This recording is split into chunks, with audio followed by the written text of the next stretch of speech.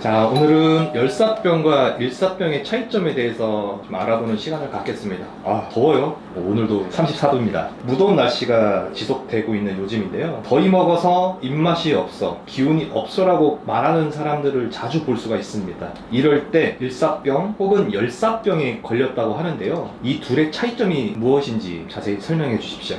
네, 오늘이 8월 18일인데 태풍이 지나가면 좀 시원해질 줄 알았는데 아직도 좀 덥네요. 제가 8월 1일 충주에 있는 골프를 치러 갔는데 가장 더운 시간에 골프를 쳤는데 정말 저 일사병을 일으켰습니다. 지난주 화요일 8월 8일 날은 9홀만 치고 끝냈거든요. 더 치다가는 큰일 날 것 같아가지고 그만뒀습니다. 그래서 크게 이제 일사병과 열사병, 그 중에 제가 일사병에 걸릴 뻔했다고 말씀을 드린 것처럼 일사병이 좀 더 경한 질환이고 열사병은 아주 위급한 질환인데, 열사병은 치료 안 하면 100% 죽는 질환이거든요. 일사병과 열사병의 차이는, 일사병은 뜨거운 환경에 많이 노출됐을 때 생기는 것이고, 열사병은 온도도 높고 습도도 높은 곳에서 노출됐을 때 생기는 병입니다. 일사병이 조금 더 경하고 열사병이 좀 더 중하다고 생각하시면 되고요. 두 개의 가장 큰 차이는 중추신경계 침범 용어입니다. 우리가 더우면 어때요? 땀을 아주 많이 흘리죠. 근데 일사병에서는 중추신경계 침범이 없어서 땀을 많이 흘립니다. 그런데 열사병에서는 중추신경계 침범이 되어서 땀도 안 납니다. 그래서 상당히 뜨겁고 열은 많이 나지만 땀이 안 나는 상태가 열사병이고, 의식도 없습니다. 열사병에서는. 그런 것들이 가장 큰 차이가 될 것으로 판단이 되고요. 일사병은 증상이 약간 힘들고 피곤하고 토할 것 같고 머리 아프고 어지럽고 이런 증상이고, 열사병은 의식을 잃을 수 있기 때문에 증상 호소를 못하는 경우가 많습니다. 일사병은 적절한 조치로 회복될 수 있지만 열사병은 응급질환입니다. 그래서 빨리 병원에 입원해가지고 치료하지 않으면 죽을 수 있는 질환이기 때문에 조심을 해야 되는 질환이라고 볼 수 있겠습니다.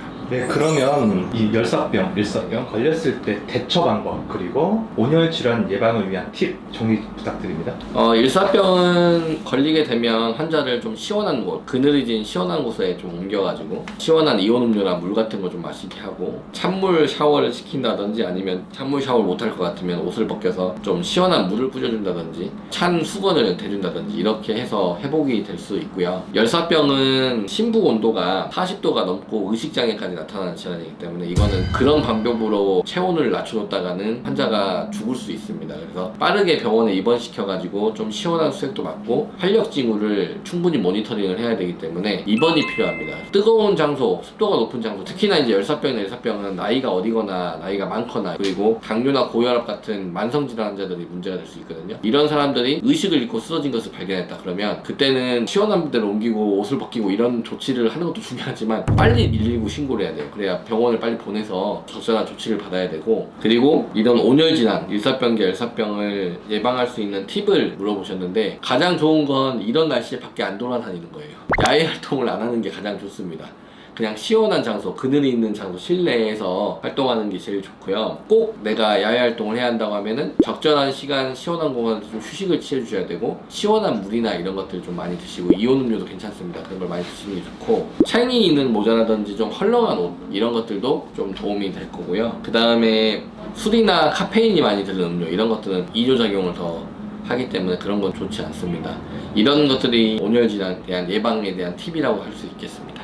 잘 숙지하셔서 미리 온열질환을 예방하는 게 가장 좋고, 걸리면 별로 안 좋으니까요. 혹시라도 조금 더 너무 무리하거나 너무 힘들거나 그러면 병원에 와서 상담을 받아보시는 것도 좋겠습니다. 감사합니다.